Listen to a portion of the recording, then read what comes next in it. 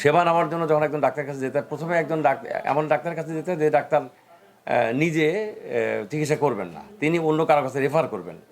তো এই যে প্রথমে তার কাছে যাওয়া যায়, সেখানে একটা লম্বা লাইন হয়। আবার সেখান থেকে তিনি ডিটেলস নেওয়ার পর যখন আরেকজনের কাছে পাঠাবেন, সেখানে আবার দীর্ঘ সময় থাকা লাগে। ওখানে যদি আবার আমাদের এখানে যিনি ডাক্তার কর্মরত আছেন, তিনি যদি যথাসময়ে আসেন এবং যথাসময়ে যেতেও চান, তারপর সমস্ত রোগীকে অ্যাকোমোডেট করা কঠিন হয়ে যাচ্ছে। এই ব্যাপারগুলো সমাধানের কী রাস্তা হতে পারে, এই ব্যাপারগুলো নিয়ে কথা বলার জন্যই মূলত আমরা হসপিটাল কর্তৃপক্ষের সঙ্গে বসেছি, আমরা আলোচনা করছি।